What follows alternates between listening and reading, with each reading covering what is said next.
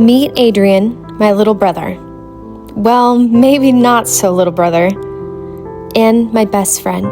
Adrien has autism, a developmental disorder that affects communication, behavior, and social interaction. His autism sometimes caused outbursts when he struggled to communicate, manage sensory overload, or cope with changes in routine. While many didn't fully understand it, to us it was just a part of normal family life. But to what seemed like our biggest hurdle back then, we had no idea of the true obstacle that lay ahead.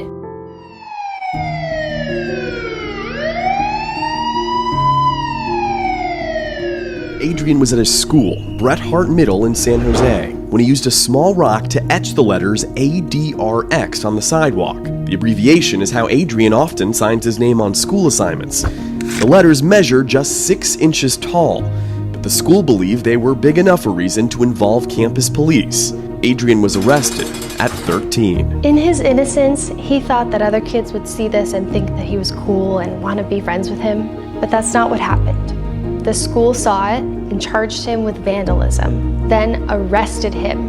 And at just 13 years old, he now had a criminal record.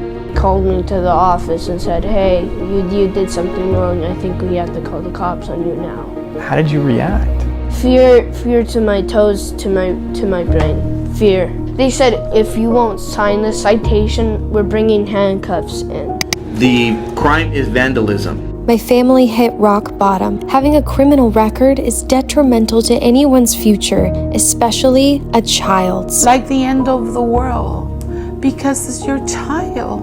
We went to the school, the courts, anywhere we could in a desperate attempt to clear his name. Seeing how my brother was treated because of his disability, that was the day that it became personal for me. But in times of uncertainty, one thing always prevails: hope. And there was a light at the end of this tunnel. 2 years ago, we received a call from NBC and Last Week Tonight with John Oliver, who wanted to feature Adrien on his show. And in that moment, our hope returned. The indefensible arrest of this autistic student. I thought maybe someone would look at it and say, oh, look, a legend. This is so cool. In today's society, people with disabilities like autism still face barriers to inclusion, understanding, and equal opportunity. That's why I've dedicated nearly 15 years to advocating for disability rights. My advocacy began by volunteering for organizations like Parents Helping Parents, Autism Speaks, and Morgan Autism Center. I discovered an organization called Best Buddies, which provides jobs, housing, and one-to-one friendships for people with intellectual disabilities. As young as 12, I had the immense privilege of speaking at community engagements about what autism is, sharing messages of love and tolerance. And in honor of my brother, we successfully lobbied the city of San Jose to recognize April as Autism Awareness Month. I am here today to show how 4 letters scratched into the sidewalk of my hometown can impact and inspire people around the globe. Here to accept the Peabody Award is Bigad Shaban. Thank you to Adrien, who was just 13 when he was arrested at school for writing his initials on a sidewalk. Adrien has autism and thought scribbling those initials would make him a legend.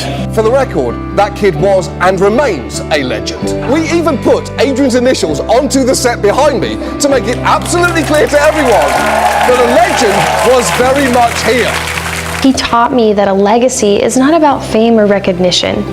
It's about impacting the lives of others.